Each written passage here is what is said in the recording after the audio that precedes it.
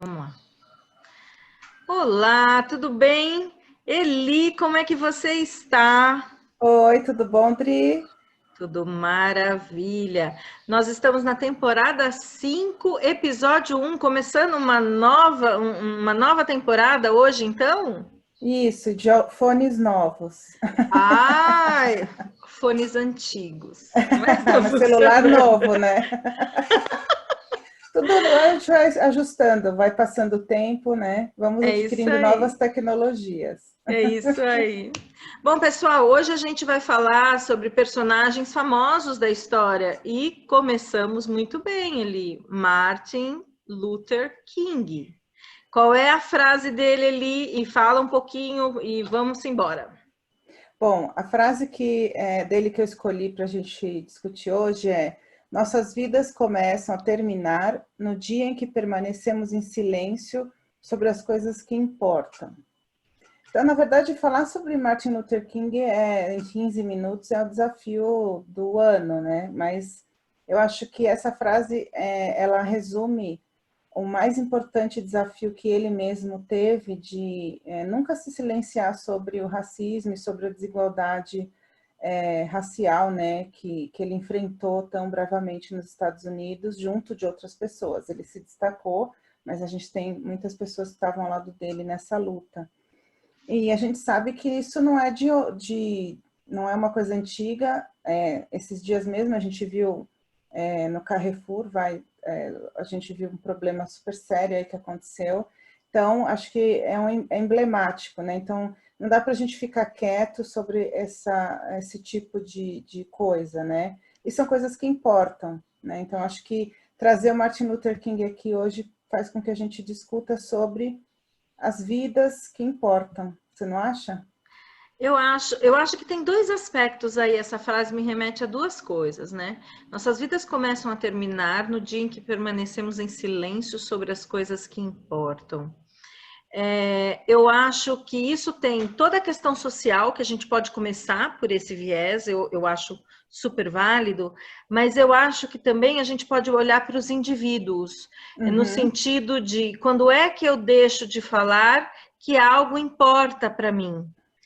O que acontece comigo, sim. né? Então, olhar para um aspecto mais psicológico e individual. Então, tem essa camada social que eu acho que a gente pode abordar e eu acho super válida, mas eu também queria fazer esse viés mais psicológico, mais aí do meio para o final dos nossos 15 minutos. Sim, eu acho também, Dri, que quando a gente fala so- da sociedade, né? Falando, por exemplo, nós duas, mulheres brancas, privilegiadas, enfim, em que a gente se incomoda com o racismo, né? Então, e a gente admira o Martin Luther King por tudo que ele lutou. Então, como que a gente pode, hoje em dia, como uma sociedade, realmente ter atitudes antirracistas? O que você acha? Olha, eu namorei com um homem negro e fui muito apaixonada por ele. E é interessante porque existe o racismo, que eu tive que fazer uma preparação, por mais que a minha família seja aberta e receptiva, eu tive que preparar a minha família e ele Sim, teve que preparar a família dele. Só esse parênteses antes, para eu poder te responder o que você me perguntou.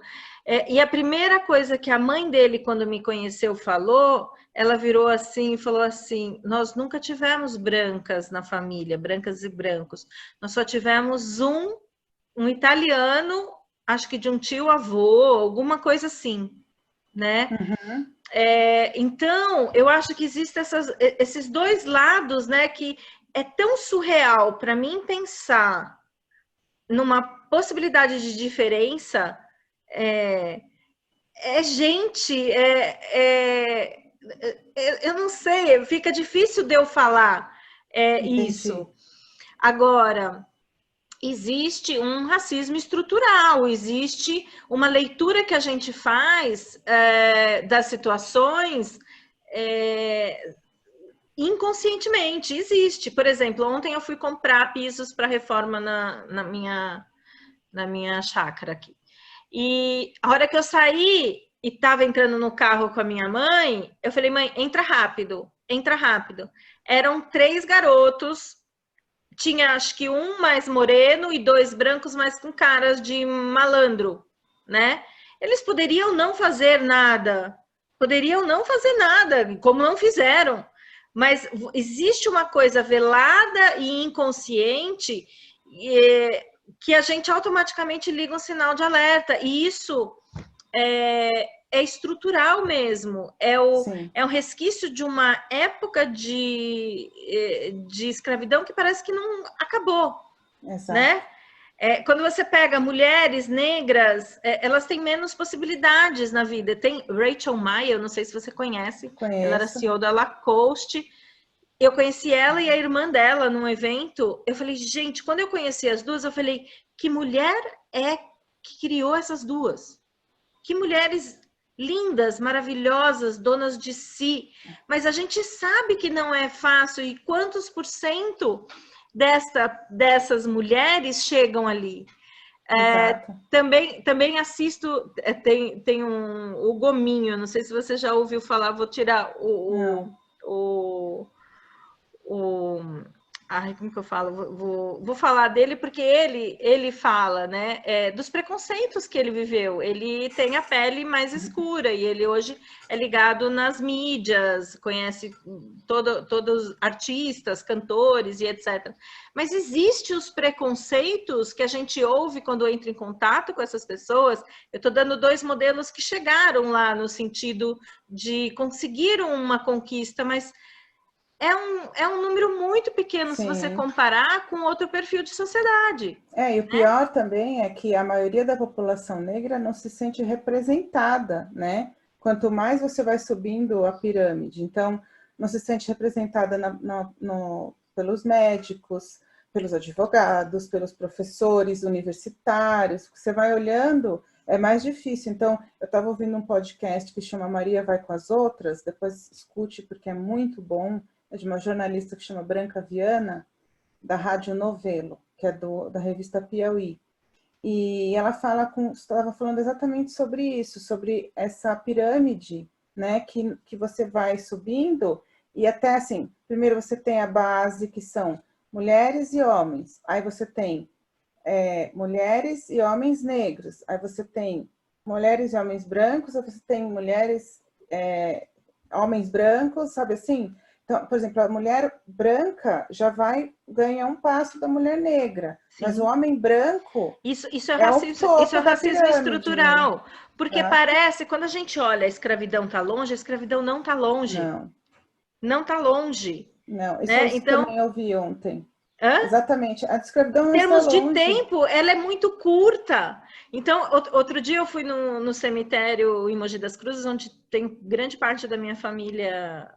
enterrada, e eu fui olhar os meus familiares vivos, né, que estão lá, e tinha lá uma pessoa que tinha acho que morrido em 1888, se eu não me engano, ou ela tinha nascido em 1888, eu não lembro agora, e era um parente meu, e tá ali, e é recente, quando você pega, você coloca, são 130 anos, 132 anos, se eu fiz as contas certas. Se você também pensar dentro de uma história, isso é muito pouco tempo. Existem mulheres que, de repente, as avós ou bisavós eram escravos. Sim.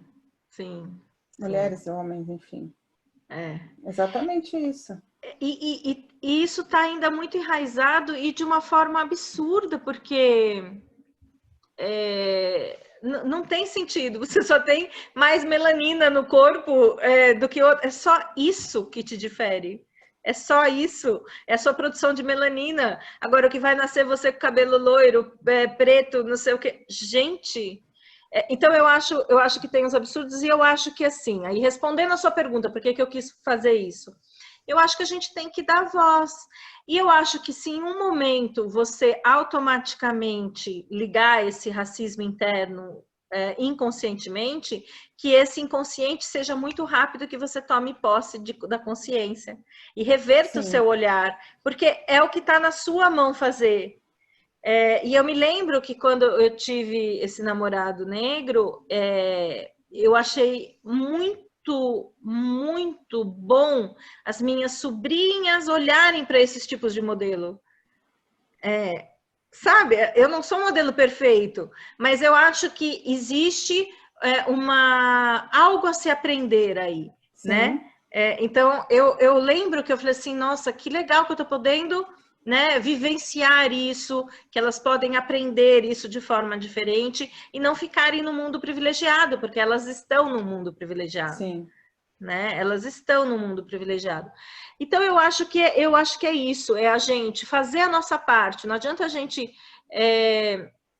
isso importa. Vamos pegar a frase dela, né? Isso é algo que importa. Quando eu olhar para isso, independente do racismo ou não, eu sou uma pessoa como sagitariana, número 9 de numerologia, eu sou uma pessoa...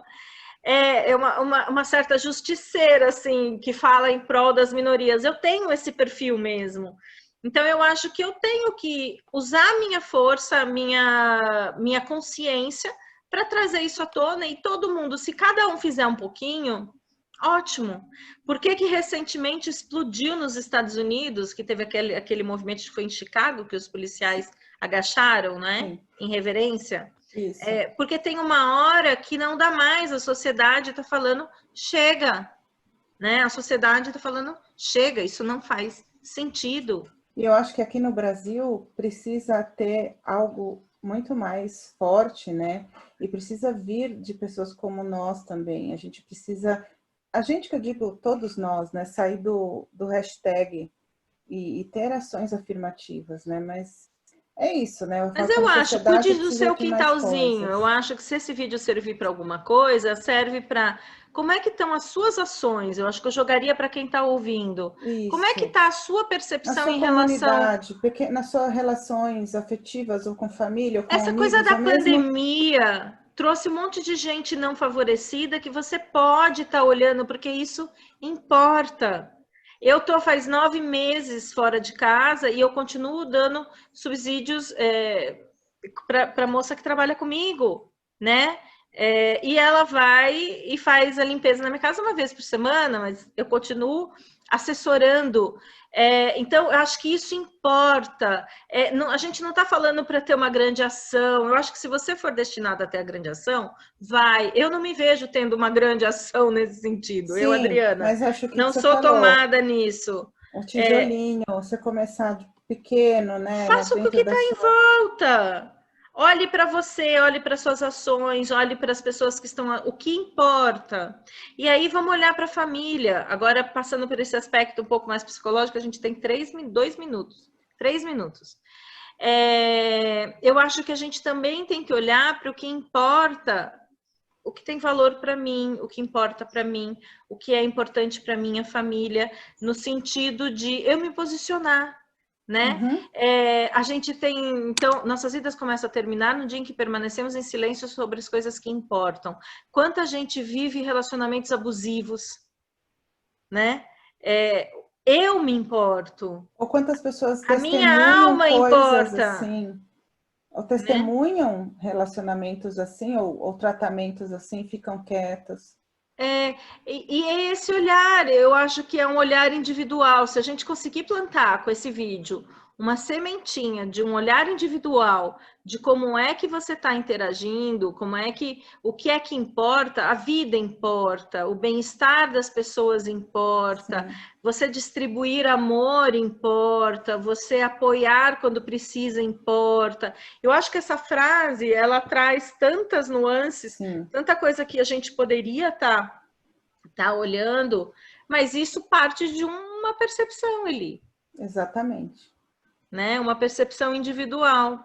E eu acho que cada pessoa tem os seus movimentos, tem sua forma de colaborar e de usar a sua voz, seja ela para o seu núcleo, seja ela para a sua sociedade, seja ela para o mundo. Tem aquela menininha de 13 anos que navega, aquela menina, ela tem uma missão especial. Eu ouço as pessoas criticando, sabe? Exato. cada uma, as pessoas não entendem o que é que movimenta essas pessoas que têm e que levam de diferença para o mundo. Aquela moça que ganhou o Prêmio Nobel da Paz, que tomou um tiro na... Esqueci o nome dela. O nome é Malala. A Malala. A Malala, essa moça, Ela tem por um propósito maior que ela. Propósito maior. Então, a gente às vezes fica pensando assim, mas eu não tenho esse propósito maior. Ok, você não tem, você tem outro propósito, mas o seu mundinho na sua volta tem tanta coisa que importa. Faz o pequeno. Se cada um fizesse o seu quintal, não é isso? Cuida do seu quintal, né? Já seria um grande avanço. Já seria um movimento enorme nesse sentido de sinalizar realmente o que importa, né? Isso aí. Acho que é isso, minha linda. Deus, 15 Acho que a gente minutos. podia deixar exatamente essa pergunta. O que importa para você? O que importa e como você tem usado a sua voz, as suas ações, para colocar isso de uma forma mais clara para as pessoas que estão em volta, né? Isso aí. É isso. Maravilha, Eli! Tá ótimo. Temporada 5, episódio 1, Martin Luther King. Nossas vidas começam a terminar no dia em que permanecemos em silêncio sobre as coisas que importam. Fechamos então, meu amor. Beijo. Um beijo a todos. Se gostaram, se inscreve no meu canal, Adriana Vico. E Eliana Leite. E no canal da Eliana Leite, gente. Um beijo. Tchau, tchau. Beijos. Tchau.